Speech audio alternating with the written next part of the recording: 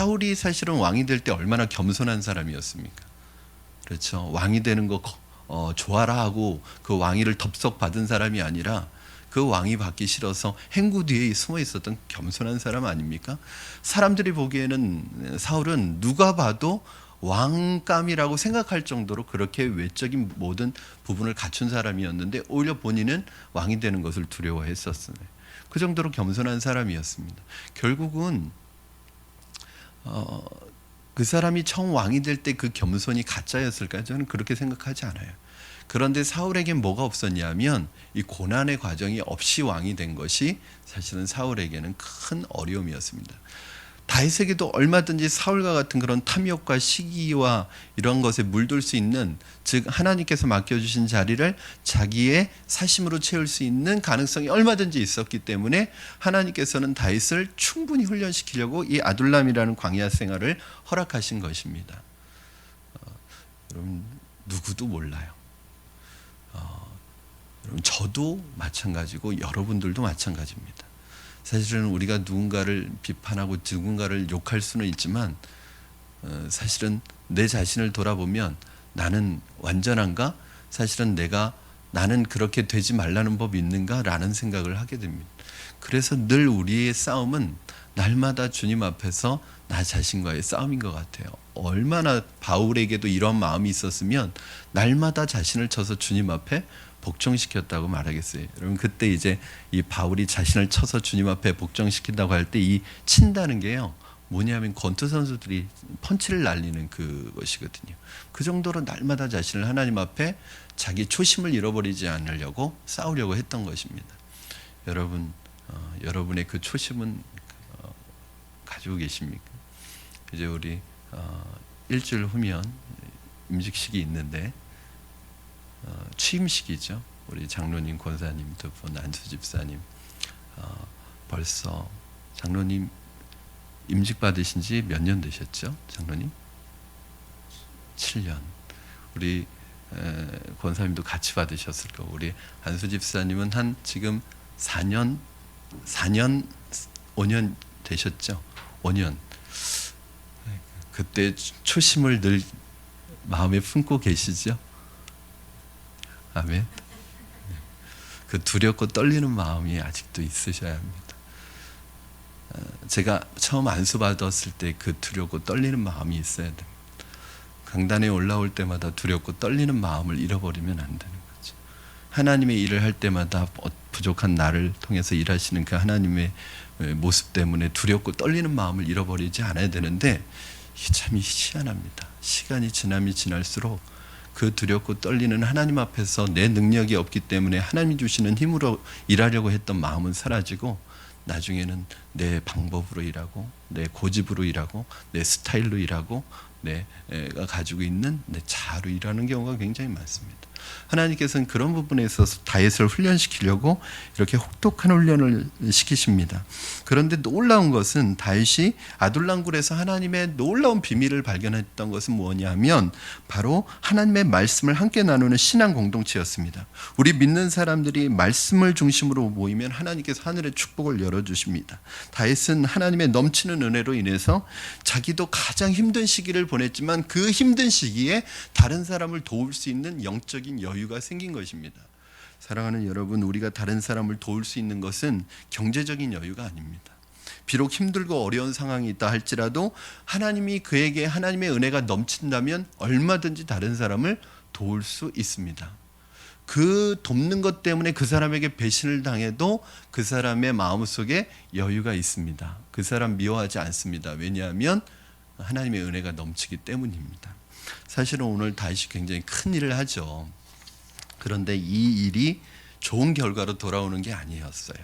이때 여러분 어떻게 하시겠습니까? 여러분 선한 의미로 선한 마음으로 하신 일이 여러분에게 선한 결과로 돌아오지 않을 때 여러분은 어떤 마음을 가지시겠어요?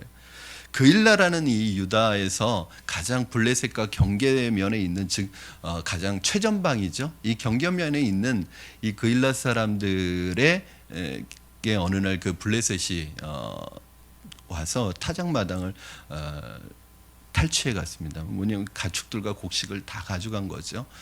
나라가 불안하고 불안정하고 어려울 때는 항상 이런 어려운 사람들이 고통을 당하게 됩니다. 왜냐하면 지금 사울은 정말 나라 백성들을 보호하고 돌봐야 되는 입장에 있는 사람인데, 이 왕이라는 사람이 지금 다윗을 잡는데 혈안이 되어 있기 때문에 백성들을 보호할 수 있는 여유가 없는 거예요. 1절 말씀 여러분 한번 같이 보시겠습니다. 1절 시작. 사람들이 다윗에게 전하여 이르되 보소서 블레셋 사람이 그일라를 쳐서 그 타작마당을 탈취하더이다 하니. 여러분, 이때 다윗이 자기가 그일라 사람들을 도와야 되는지 안 도와야 되는지를 하나님 앞에 묻습니다. 2절 말씀 같이 읽겠습니다. 시작. 이에 다윗이 여호와께 묻자와 이르되 내가 가서 이 블레셋 사람들을 치리이까. 여호와께서 다윗에게 이르시되 가서 블레셋 사람들을 치고 그일라를 구원하라 하시니. 아멘. 다윗의 입장에서 보면 지금 사울을 피해서 숨어 있는 입장에서 이 그일라 사람들을 도우러 갔을 때 나타날 수 있는 어려움이 뭘까요, 여러분? 자신이 숨어 있는 것에 대해서 노출이 되겠죠. 그러면 이 정보가 사울에게 들어가면 이따가 사울이 그런 말을 합니다. 이 그일라에 다윗이 있다는 얘기를 들었을 때 이 지형적으로 여기는 빠져나올 수 없는 지역이, 그러니까 쉽게 빠져나올 수 없는 지역입니다. 그래서 하나님께서 내게 문과 문빗장에 그 다윗을 가두셨구나, 그렇게 하나님이 주신 기회라고 여길 정도로 굉장히 위험한 거예요. 왜냐하면 두 가지 면에서 위험합니다. 유대에 있는 것도 어려운데, 그래서 지금 도망 다니고 있는데 블레셋 사람, 거기까지 가서 블레셋 사람을 건드리는 것, 이게 위험한 거죠. 그리고 또 하나는 그 블레셋 사람들을 건드려서 블레셋 사람들로부터 공격받을 수 있는 위험과 더불어 자신이 지금 숨어 있는 곳이 노출되기 때문에 사울 왕으로부터 공격받을 수 있는 이 두 군데의 위험이 자기에게 동시에 올 수 있는 아주 위험한 상황입니다. 다윗은 갈등했지만 자기 생각대로 하지 않고 하나님께 물어봤습니다. 그리고 하나님께 물어보았고 하나님 가라고 하시는 거예요. 이거 우리가 순간순간 해야 되는 아주 중요한 일입니다. 뭐냐면 우리가 지금 내리는 결정이 어떤 결과로 나에게 돌아올지 모르기 때문에 잘못된 일에 휘말려서 내 상황이 안 좋아질지, 오히려 이것 때문에 내 좋은 결정이어서 이 좋은 결정임에도 불구하고 내가 무시해서 지나침으로 말미암아 내게 올 수 있는 복이 없어지게 될지, 이건 모르는 일이기 때문에 우리가 하나님 앞에서 살아갈 때 항상 해야 되는 일이 뭐냐면 순간순간 하나님 앞에 계속 질문해야 됩니다. 전에도 말씀드렸지만 마태복음에 있는 구하라 주실 것이요, 찾으라 찾을 것이요, 두드리라 열릴 것이, 이때 구하라는 말이 무슨 뜻이라고요? 영어 성경으로는 ask라고 나와 있죠. 이게 뭐예요? 질문하라는 거예요. 물으라는 거죠. 하나님 앞에 하나님께 계속 물으라는 거예요. 이게 기도입니다. 사실 여러분, 어떤 결정을 내려야 될 때 하나님 앞에 자꾸 묻는 기도를 하는 게 중요합니다. 하나님, 지금 내가 이러한 상황인데 지금 어떻게 해야 될지 하나님 앞에 묻는 거죠. 하나님 앞에, 하나님 지금 이 상황에서 내가 어떤 결정을 내리는 것이 가장 지혜로운 결정입니까? 하나님 지금 이 상황에서 나는 이것을 해야 됩니까? 말아야 됩니까? 이렇게 하나님 앞에 자꾸 질문을 하라는 거예요. 여러분, 기도를 한번 보세요. 질문을 하십니까? 요구를 하십니까? 대부분 우리 기도 요구지요? 말이 다 달라는 걸로 끝나죠? 주십시오. 어떻게 해 주십시오? 우리말은 다 주십시오로 끝납니다. 여러분, 이렇게 여러분이 하나님 앞에 묻고 기도할 때 하나님이 그때마다 이렇게 해라 저렇게 해라 말씀하시지는 않으세요. 그렇지만 이렇게 자꾸 묻다 보면은 두 가지 현상이 나타납니다. 굉장히 중요합니다. 첫째는 기도하는 거에 따라서 상황을 변화시켜 주셔요. 그리고 두 번째는 그렇게 물을 때 내 마음속에 내적인 확신을 주십니다. 그래서 자꾸 묻는 기도 하셔야 합니다. 어느 때는 이렇게 하나님 앞에 계속 묻고 질문하다 보면 하나님께서 순간적으로 주시는 지혜들이 있어요. 그게 하나님의 음성이죠. 인간적인 생각으로는 약탈당하고 있는 그일라 사람들을 도울지 아니면 그냥 무시해버릴지에 대한 생각은 반반입니다. 인간적으로 보면. 그런데 이때 다윗과 함께 있던 무리들은 다윗이 하나님으로부터 가서 도와주라는 명령을 받았지만 반대합니다. 반대하는 이유는 여러분 잘 아시죠? 3절 말씀 우리 같이 읽겠습니다. 사무엘상 23장 3절입니다. 시작. 다윗의 사람들이 그에게 이르되 보소서 우리가 유다에 있기도 두렵거든 하물며 그일라에 가서 블레셋 사람들의 군대를 치는 일이리까 한지라. 아멘. 아까도 말씀드렸듯이 두 가지죠. 블레셋 사람 건드릴 필요가 없다. 또 하나는 사울에게 우리의 위치를 노출시킬 필요가 없다. 이때 다시 또 하나님께 또 묻습니다. 4절 말씀 한번 보세요. 시작. 다윗이 여호와께 다시 묻자온데 여호와께서 대답하여 이르시되 일어나 그일라로 내려가라. 내가 블레셋 사람들을 내 손에 넘기리라 하신지라. 아멘. 그런 대단히 위험한 모험과 같습니다. 그러나 하나님은 그쪽을 택하게 하십니다. 그 이유가 어디에 있을까요? 아무리 위기 상황에 우리가 처한다고 할지라도 오늘 말씀해 보면 내가 블레셋 사람들을 내 손에 넘기리라. 아무리 위기 상황에 있다고 할지라도 하나님께서 함께 하시면 얼마든지 살아남을 수 있다는 것을 우리에게 가르쳐 줍니다. 한쪽에는 사자와 같은 이 사울 왕이 있고 또 한쪽에는 블레셋 같은 호랑이와 같은 블레셋이 있어요. 그런데 하나님이 함께 하시면 사자의 발톱을 움켜주시고 하나님께서 호랑이 입을 막아주신다는 거예요. 이 모두로부터 구원해 주신다는 거예요. 하나님께서 함께 하시느냐 안 하느냐가 우리의 상황과 환경보다 훨씬 더 중요하다는 것입니다. 어떻게 보면 숲속이나 동굴 속에 가만히 숨어 있는 것이 가장 안전합니다. 사람들에게 있어서는 그게 가장 안전한 방법입니다. 그런데 하나님께서는 하나님의 백성들에게는 모험적인 안전이 있습니다. 이게 무슨 말이냐면 즉 배를 그냥 그 항구에 정박해 놓는 그 안전함이 아니라 그 바닷속에서 그 폭풍우와 싸우면서 누리는 안전함입니다.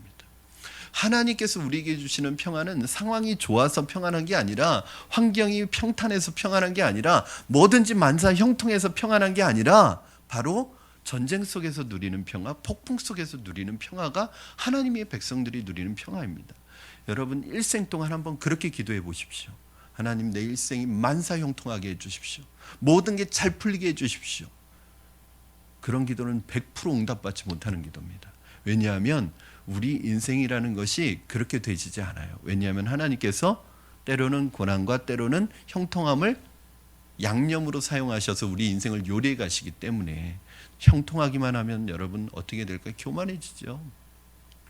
여러분이 누구보다도 잘 알잖아요. 여러분이 하는 일이 다 성공한다, 다 잘 된다, 반드시 교만해집니다. 또 하는 일마다 안 된다, 하는 일마다 실패한다, 그럴 수도 없습니다. 왜냐하면 그 사람은 상처로 인해서 하나님 앞에 절망하고 하나님을 떠나게 되기 때문에 그렇습니다. 하나님께서 이 두 가지를 잘 양념을 사용하셔서 우리를 균형 있게 다듬어 가시는 거죠. 다윗은 하나님께 두 번째 물은 후에 자기 일행을 설득해서 그일라에 가서 블레셋 사람들을 치고 가축을 찾아옵니다. 여러분 우리는 어떤 일에 있어서 가능성만 가지고 계산하면 할 수 있는 일이 하나도 없습니다.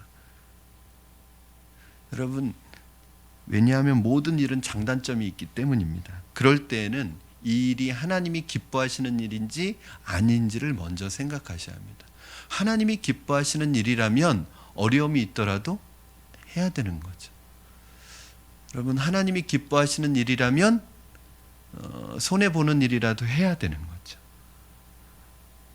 하나님께서 기뻐하시느냐 아니냐가 중요한 것이지, 그래서 사실은 이거는 독재가 아닙니다. 사실은 지금 사람들은 다 반대하잖아요.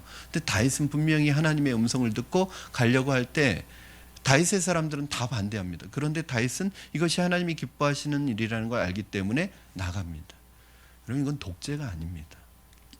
사람들은 기본적으로 아무것도 안 하기를 원해요. 육신이 편안하기를 원합니다. 힘든 거 싫어합니다. 그렇기 때문에 교회는 사실은 민주주의가 아닙니다. 늘 말씀드리지만 신정주의입니다. 100사람이 아니라고 해도 하나님이 예스하면 해야 되는 거죠. 하나님이 아니라고 하면 100사람이 예스해도 아닌 거예요. 그러니까 지도자에겐 그 안목이 있어야 합니다.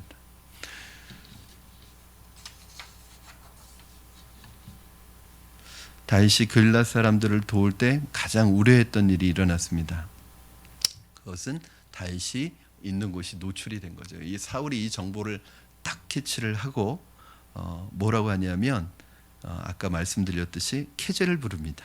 왜냐하면 여기는 한 번 들어가면 빠져나올 수 없는 곳이거든요. 7절 8절 말씀 한번 같이 읽겠습니다.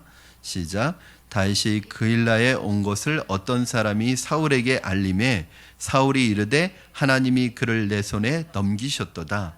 그가 문과 문빗장이 있는 성읍에 들어갔으니 갇혔도다. 사울이 모든 백성을 군사로 불러 모으고 그일라로 내려가서 다윗과 그의 사람들을 애워싸려 하더니 다윗에게는 절체절명의 위기죠. 다윗이 구원해 주니까 아마 그일라 사람들은 다윗을 머무르게 하려고 했을 거예요. 다윗의 일행에게도 그것은 굉장히 좋은 곳이었습니다. 그런데 어떤 사람이 다윗에게 왕이 그를 치러 온다는 계획을 알려줍니다. 이때 다윗은 복잡하게 자기 머리를 굴리지 않았습니다. 왜 머리가 복잡하냐면요, 다윗에게는 지금 이 그일라가 너무 좋은 거예요. 왜냐하면 사람들이 환대해 주죠. 그곳에서 오랜만에 집밥을 먹은 거예요. 편안함을 맛본 거예요. 그러니까 여기 떠나기 싫은, 순간적으로 광야 생활이 힘들어진 거예요. 다시는 쫓겨다니는 생활을 하고 싶지 않은 거죠. 그냥 여기에서 정착하고 싶은 거예요. 왜냐하면 이렇게 사람들이 환대해주고 잘해주고 여기에서 우리도 정착하면 안 될까 하는 생각을 일시적으로 했을 것입니다. 그때 어떤 사람이 말해주는 거예요. 지금 사울 왕이 당신을 잡으러 옵니다. 이 계획을 얘기해 주었을 때 그 말을 믿고 싶지 않았습니다. 이 다윗에게는 두 가지 생각이 복잡하게 일어났지만 그 복잡한 자기의 생각에 따르지 않고 하나님 앞에 또 묻죠. 하나님 앞에 기도합니다. 자, 10절 11절 내용이 바로 하나님 앞에 묻는 내용입니다. 우리 같이 한번 읽겠습니다. 시작. 다윗이 이르되 이스라엘 하나님 여호와여, 사울이 나 때문에 이 성읍을 멸하려고 그일라로 내려오기를 꾀한 다음을 주의 종이 분명히 들었나이다. 그일라 사람들이 나를 그의 손에 넘기겠나이까? 주의 종이 들은 대로 사울이 내려오겠나이까? 이스라엘의 하나님 여호와여, 원하건대 주의 종에게 일러 주옵소서 하니 여호와께서 이르시되 그가 내려오리라 하신지라. 아멘. 여러분, 오늘 본문을 쭉 이렇게 읽어 나가다 보니까 이전까지의 다윗과 오늘 본문 속에 나타나는, 사실은 이제 지난번 본문부터 아둘람 생활이 시작이 됐는데 좀 다윗이 달라진 면이 좀 있지 않습니까?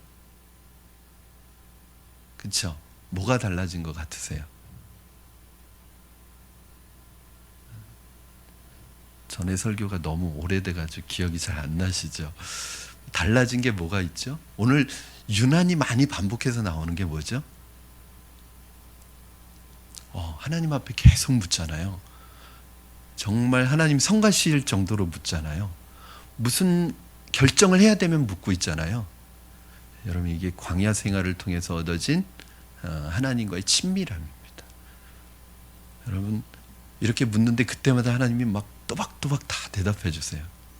이게 뭐냐면 하나님의 인도거든요. 여러분 인생이 잘 나갈 때, 뭐든지 잘 될 때 하나님하고 교제가 깊이 이루어지셨습니까? 다윗은 이 광야 생활을 통해서 얻은 가장 큰 수확은 뭐냐면 하나님과의 친밀함입니다. 여러분, 오늘 본문에 보니까 뭐든지 결정할 때 다 물어요. 근데 하나님이 다 가르쳐 주십니다. 하나님이 인도해 주십니다. 이게 바로 하나님과 친밀하거든요. 친한 거거든요. 여러분, 우리가 어떤 큰 문제가 생겼을 때 하나님 앞에 나와서 하나님의 뜻을 구하잖아요. 근데 뜻이 잘 옵니까? 안 옵니까? 잘 안 오죠? 막 결심하고 기도하는데 잘 안 오죠? 왜 그런지 아세요? 사실은 하나님의 뜻을 아는 것은 어렵지 않습니다. 하나님과 내가 친하면 하나님 뜻을 아는 거 어렵지 않습니다. 예를 들어서 제가 누군가 친하면 그 사람과 교제를 많이 해요. 평소에도 얘기를 많이 해요. 그리고 그 사람과 늘 함께 있다 보니까 이제 그 사람 눈빛만 봐도 뭐가 필요한지 알아요. 그리고 그 사람이 아만 해도 아 하고 알아요. 이게 이제 친밀한 겁니다. 저분이 나하고 친한지 안 친한지 뭘 보면 알 수 있냐면 제가 설명하는 게 많아지면 친하지 않은 거예요. 제가 이렇게 얘기했을 때 왜 저 얘기를 하는지 아는 게 친한 거죠. 근데 얘기하면 왜요? 뭐요? 왜 그래요? 막 그러면 그걸 계속 설명해 주는 사이는 사실은 친한 사이는 아닙니다. 여러분, 하나님께서 여러분이 어떤 일에 부딪혔을 때 그때만 하나님을 찾으면 하나님의 뜻이 잘 안 옵니다. 그런데 날마다 삶 속에서 말씀을 통해서 큐티를 통해서 하나님의 인도받는 것이 하나의 삶의 방식이 되어 있는 사람에게는 하나님의 뜻이 하나도 어렵지 않아요. 놀라울 정도로 매일매일 보는 말씀 속에서 하나님의 뜻을 가르쳐 주십니다. 그리고 내가 가야 될 방향들을 가르쳐 주십니다. 평상시에는 친하지 않은데 갑자기 어떤 문제가 생기면 와서 어떻게 해야 되냐고 묻는 게 아니라 늘 내 삶 전체가 하나님의 말씀 속에서 하루하루 한 시간 인도를 받아가다 보니까 하나님의 뜻이 어렵지 않은 거예요. 지금 여러분 보시면 얼마나 하나님과 이 다윗 사이에 주고받는 이 묻고 질문하는 게 얼마나 친하다는 것을 알 수 있죠. 다윗은 하나님께 물었습니다. 사울이 우리를 치러 온다는데 정말 오겠습니까? 이렇게 질문한 이유는 다윗이 그일라를 떠나기 싫은 거죠. 그랬더니 하나님께서 뭐라고 하시냐면 온다. 그뿐만 아니라 그일라 사람들이 너를 사울에게 넘겨줄 거다. 이것까지 가르쳐 주십니다.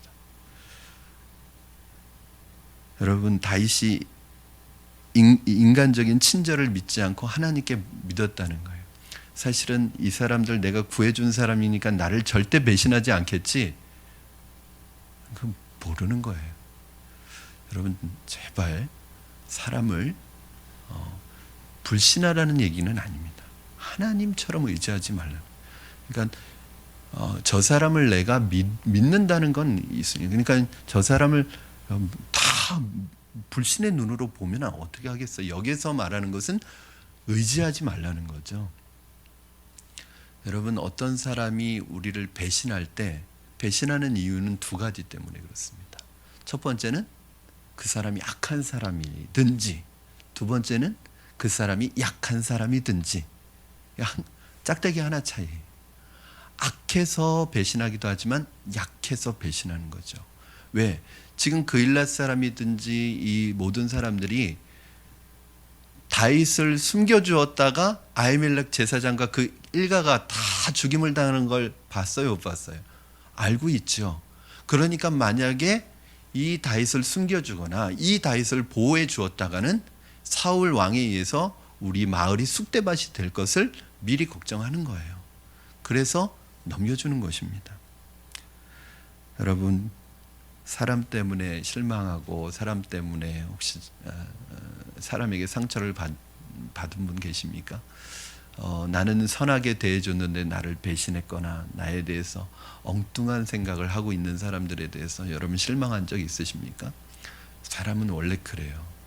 그 사람이 악하기 때문도 있지만 약하기 때문에 그렇습니다. 그렇기 때문에 그 약한 부분을 여러분이 인정해 주시면 오히려 그를 이해해 주면 서운하거나 밉지 않습니다. 13절 말씀 우리 같이 한번 읽겠습니다. 시작. 다윗과 그의 사람 600명가량이 일어나 그일라를 떠나서 갈 수 있는 곳으로 갔더니 다윗이 그일라에서 피한 것을 어떤 사람이 사울에게 말하며 사울이 가기를 그치니라. 아멘. 여기서 갈 수 있는 곳으로 갔다라는 말은 정처 없이 도망을 쳤다는 뜻입니다. 다윗은 그일라 사람들을 도왔지만 그들의 도움을 받을 수는 없었습니다. 왜냐하면 아직 그럴 때가 되지 못했기 때문입니다. 중요한 것은 오늘 이 다윗이 사울에 대해서 취하는 방법을 보면 여기에서는 제가 본문에서 읽지 않았지만 이 제사장이 도망 나올 때 제사장 그 아히멜렉의 모든 가문이 몰살당할 때 한 사람이 도망 나왔죠. 뭘 가지고 나왔냐면 이 제사장이 에봇을 가지고 나왔습니다. 이 에봇에는 뭐가 있죠? 하나님 이 에봇을 두고 기도할 때 우림과 둠빔이라는 이 것이 있어요. 이건 뭐냐면 하나님의 응답을 알려주는 하나의 도구입니다. 여러분, 우림과 둠빔이 사실은 군사력보다 훨씬 유용하죠. 상대방이 나를 향해서 공격해 올 때 이 다윗은 똑같은 방법으로 싸우지 않고 우림과 둠빔, 이 기도를 통해서 그 문제를 해결합니다. 이게 사실은 온유한 사람입니다. 하나님께서 다윗을 부르신 이유는 이스라엘 동족들과 싸우게 하려고 부르신 것이 아닙니다. 이스라엘 동족과 싸우는 것은 스스로 하나님의 나라를 무너뜨리는 것입니다. 왜? 하나님께서 다윗을 기름 붓게 하셨을 때 누구의 왕으로 세운 거예요? 이스라엘 민족의 왕으로 기름 부으시고 이스라엘 민족 하나님의 양이고 하나님의 백성인 그들을 보호하라고 왕으로 세웠는데, 만약에 그들과 전쟁을 한다면 그건 하나님이 부르신 목적과 정반대되는 것입니다. 그러니까 다윗은 한마디로 말하면 적이 누군지를 알고 있었어요. 여러분, 절대 가족들과 가족이 싸우는 것은 하나님이 기뻐하시는 일이 아닙니다. 지금 적이 누군지를 모르는 거예요. 여러분, 식구가 적입니까? 가족이 적입니까? 교인이 적입니까? 이거 굉장히 어려운 것입니다.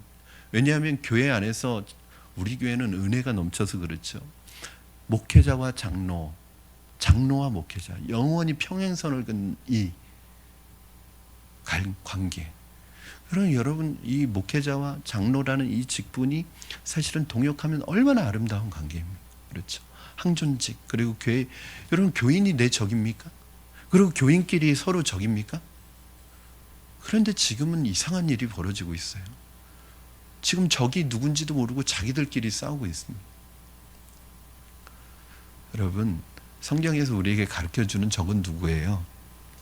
에베소서 6장 12절 말씀. 우리의 싸움은, 우리의 씨름은 혈과 육에 대한 것이 아니어서, 혈과 육을 상대하는 것이 아니라 보이지 않는 악의 영들을 상대하는 것. 즉, 우리의 싸움은 보이는 사람이 싸움의 대상이 아닙니다. 보이는 사람이 우리의 적이 아닙니다. 그 사람이 나를 향해서 어떠한 말을 한다 할지라도, 어떠한 공격을 한다 할지라도, 여러분, 그 사람이 내 적이라고 생각하고 내 원수라고 생각하면 그것으로 마귀가 기뻐하는 일을 하고 있는 거예요. 여러분, 그 보이는 사람이 내 적이 아니라 그 보이는 사람 뒤에서 역사하는 보이지 않는 악한 영이 내 적인 거예요. 이 적과 싸우려면 어떤 싸움을 하셔야 돼요? 같이 칼 들고 나가면 안 돼. 같이 주먹으로 싸우면 안 되는 거죠. 그래서 바울이 뭐라고 그래요? 로마서에서 악을 악으로 갚지 말라. 왜요? 악을 악으로 갚으면 어떻게 되는 거예요? 똑같은 사람 되는 거죠, 뭐. 그 사람 욕할 필요도 없어요. 자기도 똑같은 거예요. 아니, 악을 악으로 갚으면 똑같은 거죠. 저 사람이 먼저 했잖아요.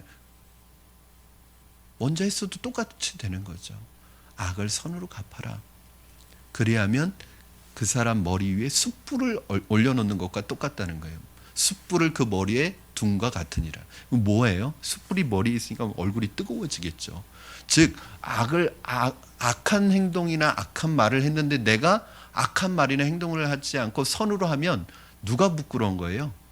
내가 부끄러운 게 아니라 그 악한 말을 한 사람이 부끄러워지는 거예요. 하나님의 사람들의 싸움의 방법은 그겁니다. 왜? 그 악한 말을 하는 사람이 내 적이 아니기 때문에 그래요. 그 사람 뒤에서 그 악한 말을 하도록 말하는 이 보이지 않는 악한 영이 적이기 때문에 뒤에서 중보기도 하셔야 합니다. 저 사람에 대해서. 하나님, 저 영혼을 붙들고 있는 이 더러운 영이 예수의 이름으로 떠나가게 해달라고 기도해야 합니다. 그게 진짜 싸움을 하는 방법이죠. 다시 사울의 그 여러 번의 공격에도 불구하고 자기 손으로 원수 갚지 않을 수 있었던 이유는 다윗은 이 눈이 있는 거예요. 영적으로 싸우죠. 늘 우림과 둠빔을 앞에 놓고 하나님 앞에 기도하고 묻습니다. 여러분, 정말 국가대표 레슬링 선수는 깡패들이나 어린아이하고 싸우려고 레슬링 배우는 게 아니에요. 온유한 사람은 자신의 목표를 분명히 알고 있습니다. 주된 목표가 아닌 것에 목숨 걸지 않습니다. 사소한 것에 목숨 걸지 않습니다. 자기의 힘을 써야 될 때를 아는 것입니다. 사랑하는 여러분, 그렇게 하려면 하나님의 뜻을 정확하게 알아야 하고 전진과 후진을 분명히 해야 합니다. 다윗에 대한 이 사울의 추격이 잠시 멈칫하는 것 같더니 계속되었습니다. 14절 말씀 우리 보도록 하겠습니다. 시작. 다윗이 광야의 요새에도 있었고 또 십광야 산골에도 머물렀으므로 사울이 매일 찾되 하나님이 그를 그의 손에 넘기지 아니하시니라. 여러분, 이 사울이 군대를 딱 풀어가지고 찾으면요, 마치 그 예전에 빨치산을 잡던 토벌대의 모습하고 비슷하죠. 특별히 이 이스라엘의 산은 우리나라의 산처럼 그렇게 울창하고 숲이 우거진 산들이 아니기 때문에 마음 먹으면 거기에다가 다윗의 사람들이 몇 명이에요? 600명가량 정도가 된다고 했으니 이 사람들이 움직이는 게 노출이 안 될 리가 없습니다. 그런데도 못 찾아요. 왜 그런지 아세요? 하나님께서 넘겨주시지 않으셨다고 되어 있습니다. 여러분, 그럼에도 다윗의 일행이 사울의 군대에 아무도 붙들리지 않은 이유는 그들이 잘 숨어서가 아니라 하나님이 지켜주셨기 때문입니다. 이론적으로는 다윗은 벌써 멸망했어야 되고 망했어야 되는데 다윗은 그 어려운 가운데서 여러 번 위기를 넘기면서 끝까지 붙들리지 않았습니다. 하나님이 지켜주셨기 때문입니다. 이 때문에 다윗은 가장 많은 시를 이때 지었어요. 다윗은 매 순간 하나님을 의지하지 않으면 견딜 수 없는 어려움의 연속이었습니다. 따라서 다윗에게 십항무지의 이 시기는 하나님과 가장 가까이 지낸 기간이었고 하나님이 그를 업고 다니셨던 기간이었습니다. 하나님이 지키시는 거죠. 여러분, 가장 고난 가운데 있을 때, 여러분 고난이 극심할 때 하나님이 여러분 업고 다니십니다. 여러분 그거 아시죠? 모래 위에 발자국 아시죠? 여러분 인생의 가장 극심한 고난을 겪을 때 하나님이 여러분을 떠나 있는 게 아니라 여러분 안고 가시는 거 아시죠? 하나님, 내가 이렇게 힘든 거 아세요? 하나님, 내가 이렇게 고통스러운 거 하나님 알긴 하세요? 알다 뿐이에요. 안고 가고 계시는데 오히려 여러분보다 여러분의 고통을 더 가슴으로 부여잡고 가시는, 그럴 때가 있잖아요. 여러분, 우리 자녀들이 어려운 고난을 이렇게 보낼 때, 어려운 일들을 해결할 때 부모가 이렇게 뒤에서 지켜보지만 부모가 없는 게 아니라 여러분 잘 아시잖아요. 지금은 아이들이 다 자란 분도 계시지만 그 아이들 어렸을 때 한번 밤에 아프기 시작하면 뭐 대책이 없잖아요. 열이 막 39도 이상 올라가고 아이가 밤에 아프기 시작하면 부모님들이 가장 먼저 갖는 생각이 어떤 생각이세요? 어떻게 할 방법이 없는 거예요. 이게 응급실 간다고 응급실 가도 해주는 거 아무것도 없거든요. 그거 몇 번 다녀보면 응급실 안 갑니다. 그냥 차가운 데서 좀 선선한 바람이 있는 데서 안고 기도하죠. 그때 드는 첫 번째 생각이 뭐냐면 차라리 내가 아픈 게 차라리 내가 아팠으면 좋겠다. 여러분이 지금 가장 고난 가운데 걸어가고 있을 때 하나님 아버지의 마음은 그 마음이거든요. 차라리 내가 아팠으면 좋겠다. 그럼에도 불구하고 이 기간이 필요하기 때문에 허락해야 되는 그 하나님의 마음을 아십니까? 하나님이 여러분 떠나 계신 게 아니죠. 여러분, 이 십항무지에 있을 때 본격적으로 사울의 추격을 받을 때였는데 하나님께서 세 가지 경험하게 하십니다. 간단하게 말씀드리면, 첫째로 생각해 볼 수 있는 것이 추격당하는 중에도 하나님이 사람을 통해서 계속 음성을 주시는데 그 사람이 누구냐면 요나단이라는 친구였어요. 여러분, 이렇게 그냥 제가 평면적으로 이렇게 설교를 통해서 다윗의 이 도망자 다윗을 얘기하지만 다윗에게 있어서 만약에 여러분 그냥 어떤 사람은 빚 때문에 도망 다니면서 쫓기는 사람도 있잖아요. 아마 편하게 발 뻗고 못 잘 거예요. 그렇죠. 지금 그런데 그게 아니라 한 나라의 가장 권력자인 왕이 죽이려고 쫓아다닙니다. 어디에서 자든 제대로 발 뻗고 잠을 자겠어요? 그 두렵고 불안한 상황이 계속된다고 생각해 보세요. 지금 다윗이 제일 힘든 거예요. 왜냐하면 사람은 누구나 불안한 상황이 계속되면 그걸 견디기가 참 힘들어집니다. 차라리 나중엔 어떤 생각 드는지 아세요? 그냥 죽는 게 낫겠다. 다윗이 이렇게 계속 쫓겨다니고 사울에게, 이게 절대 권력자에게 쫓겨다니고 이건 뭐 잡히면 죽는 거니까. 그런데 그런 생각을 날마다 해보세요. 나중엔 차라리 잡혀서 그냥 죽는 게 낫다는 생각하지 않겠어요? 예전에 검찰 조사 받으면요, 검찰 조사 이 수사관들이 어떻게 하냐면 밤샘 조사합니다. 잠 안 재우고 계속 그 신문하는 거예요. 그리고 자기들은 번갈아 가면서 잠자면서 이 사람은 잠을 안 재우고 계속 조사하는 거예요. 그러다 보니까 나중에 이 사람이 그냥 다, 그러니까 수사관들의 말에 의하면 웬만하면 어지간한 사람은 다 불어버린다는 거예요. 여러분, 그 사람은 불안한 상황이 계속되면 견딜 수 없거든요. 그때 포기하고 싶고 자포자기하고 싶을 때마다 이 요나단이라는 친구가 나타나서 한마디씩 해줍니다. 너는 지금 도망다니는 거지가 아니야. 너는 이스라엘 백성들의 운명을 어깨에 짊어지고 있는 존귀한 사람이야. 다 이스라엘 백성들이 네가 이 고난을 잘 이겨내고 돌아와서 이스라엘의 왕이 되기를 기다리고 있어. 지금 그 말을 해주는 거예요. 여러분 한번 같이 읽어보겠습니다. 17절 말씀 한번 읽겠습니다. 시작. 곧 요나단이 그에게 이르기를 두려워하지 말라. 내 아버지 사울의 손이 내게 미치지 못할 것이요 너는 이스라엘의 왕이 되고 나는 내 다음이 될 것을 내 아버지 사울도 안다 하니라. 아멘. 여러분, 고난 가운데 있는 성도들에게 마귀는 뭐라고 속삭이죠? 너는 아무 가치 없는 존재야. 너 한 사람 때문에 여러 사람 고생하고 있고 힘든데 차라리 너 하나 없어지는 게 낫지 않겠어? 뭐 이렇게 속삭입니다. 그런데 그때 성령님은 우리에게 뭐라고 말씀하세요? 너는 너무너무나 소중하고 존귀한 사람이야. 이 시련을 이겨낼 때 모든 사람들이 기뻐할 거라고 우리에게 말씀해 주십니다. 사랑하는 여러분, 성령께서는 여러분에게 오늘도 하나님의 사람들을 통해서 이렇게 위로하시는, 그때 여러분 이거 사람의 위로라고 생각하지 마시고 하나님이 아직 여러분의 고난이 끝나지는 않았지만 이렇게 중간중간에 믿음의 사람들을 통해서 위로하실 때 하나님의 음성으로 듣고 하나님의 위로를 받으시기를 주님의 이름으로 축원합니다. 하나님께서 고난 속에 있을 때 우리를 주시는 위로하시는 방법이 바로 사람을 통해서 위로하세요. 두 번째, 같은 동족인 10사람들이 다윗을 배신해서 사울에게 가서 다윗의 은신처를 밀고 하게 합니다. 여러분, 사실 같은 동족이면 안아주고 감싸주고 보호해줘야 되잖아요. 근데 어떤 면에서는 내 가장 가까이 있는 사람이 나를 배신할 때가 많습니다. 여러분도 마찬가지, 리더들은요, 그래서 측근을 만들면 안 됩니다. 저도 주님 앞에 고백한 것이 있어요. 하나님, 목회하는 동안에 절대 측근 만들지 않겠습니다. 측근 만들면 평상시에는 편해요. 왜냐하면 힘이 되어줍니다.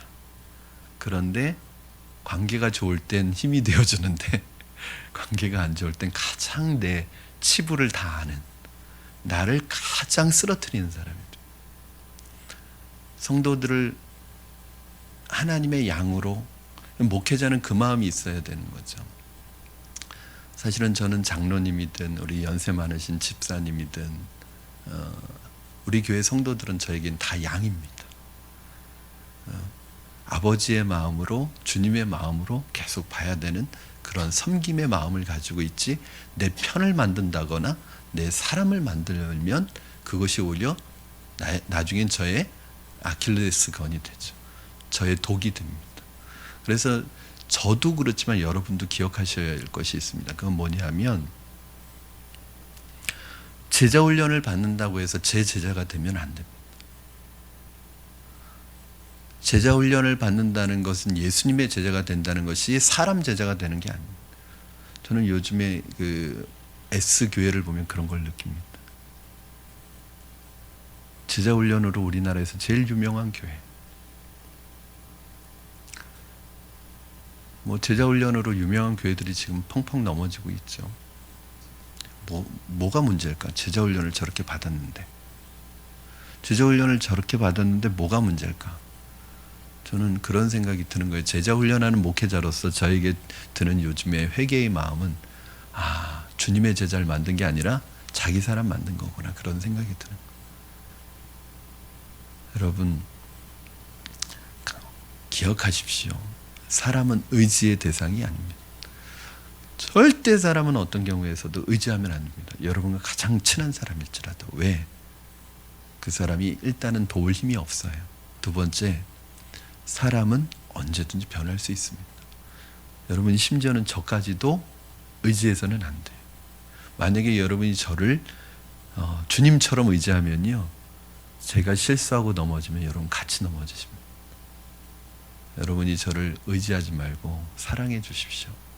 그리고 저를 위해서 기도해 주셔야 합니다. 저도 실수하고 넘어질 수 있는 존재라는 것을 기억하시고 저를 위해서 늘 기도해 주셔야 합니다. 왜냐하면 저도 그거 가지고 늘 싸우고 있고 그거 가지고 기도하고 있거든요. 19절 20절 말씀 한번 보시겠습니다. 시작. 그때 10사람들이 기브아에 이르러 사울에게 나와 이르되 다시 우리와 함께 광야 남쪽 하길라 산숲을 요새에 숨지 아니하였나이까. 그러하온즉 왕은 내려오시기를 원하시는 대로 내려오소서. 그를 왕의 손에 넘길 것이 우리의 의문이이다.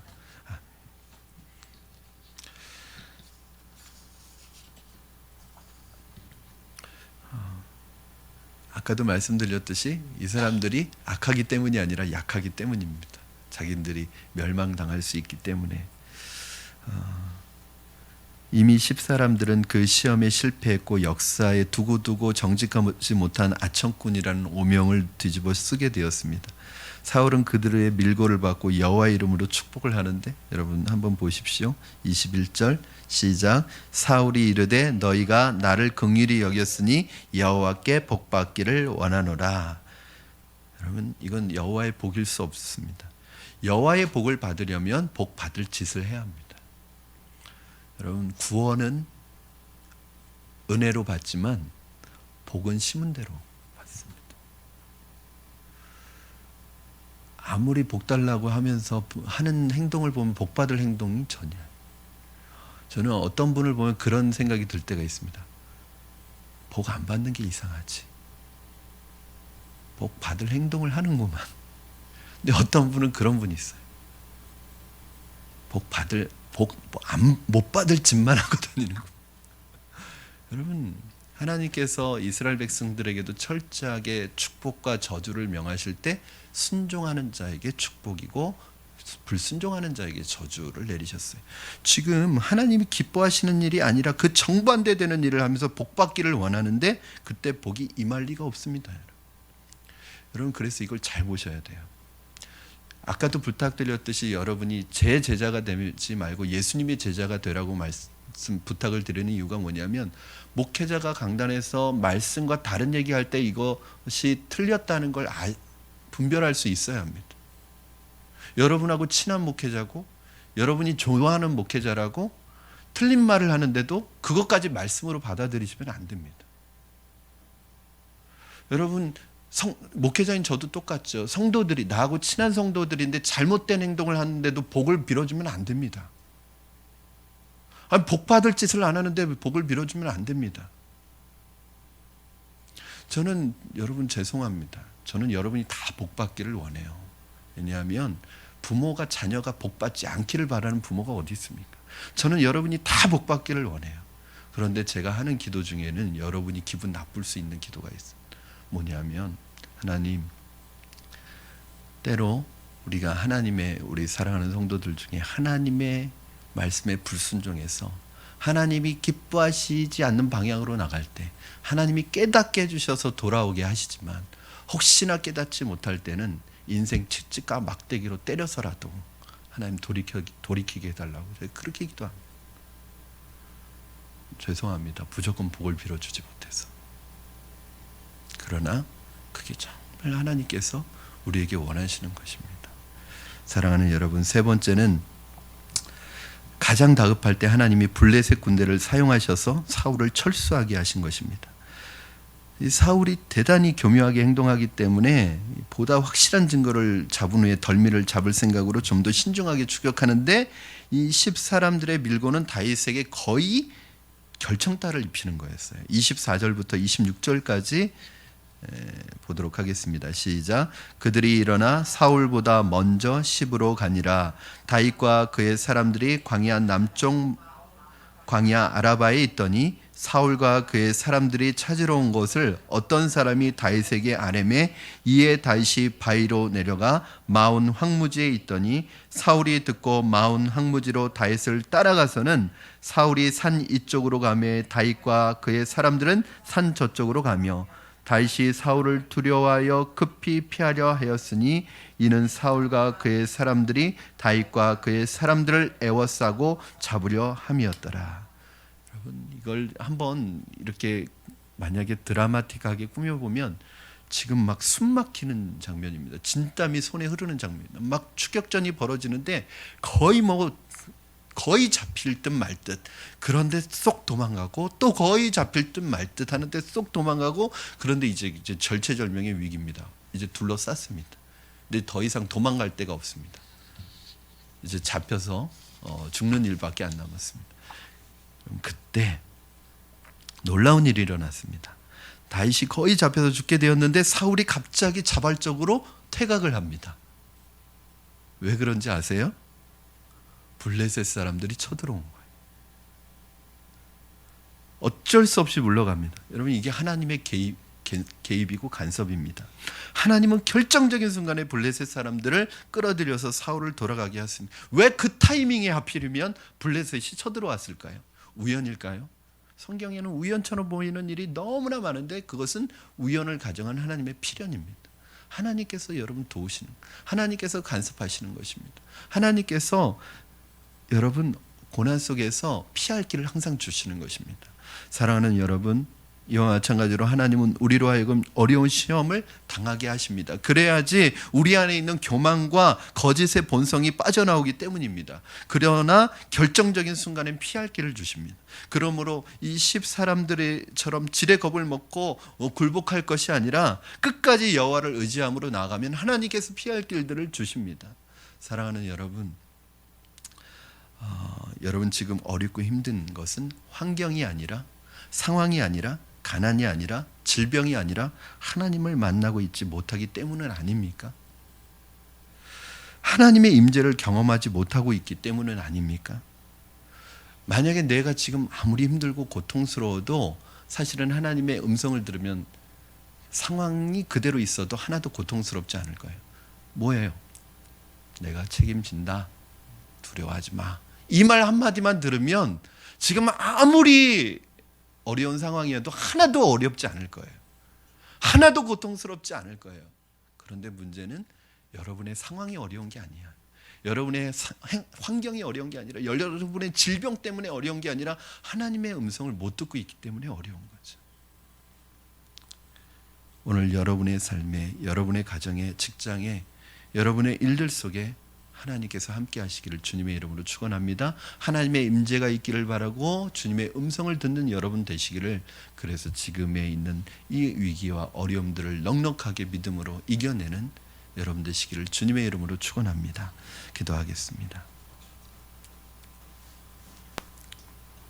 우리 이 시간에 함께 같이 기도했으면 좋겠습니다. 오늘 주신 말씀 붙들고 기도하실 때 광야 생활을 통해 주님과 친밀해진 다윗처럼 하나님, 우리에게 우연히 일어난 사건은 없습니다. 의미 없는 사건은 없습니다. 버려진 사건은 없습니다. 그럼 오늘 내가 겪고 있는, 경험하고 있는 이 사건도 분명히 하나님께서 합력하여 선을 이루실 하나님의 계획 속에, 하나님의 섭리 속에 있는 줄로 믿습니다. 하나님, 광야 생활 속에서 하나님과 친밀해졌던 다윗처럼 이 고난 속에서, 어려움 속에서, 환경과 상황 속에서 하나님과 친밀해지게 하여 주시옵소서. 하나님의 임재를 경험하게 하여 주시옵소서. 아무리 어려운 환경과 상황 속에서도 주님께서 함께 하심을 하나님 믿고 신뢰하며 믿음으로 이기고 일어나게 하여 주시옵소서. 하나님, 사람 때문에, 사람의 배신으로 인해 낙심하거나 실망하지 않게 하여 주시고 절망하지 않게 하여 주시고, 그런 때일수록 더욱 하나님을 의지할 수밖에 없는 하나님 상황임을 기억하고 하나님 한 분만 붙들고 하나님 한 분만 의지하고 주님의 음성에만 귀를 기울이고 나아가는 하나님 바라기가 되게 하여 주시옵소서. 이 시간에 우리 오늘 주신 말씀 붙들고 각자의 삶의 상황에 적용하며 기도하며 결단하도록 하겠습니다.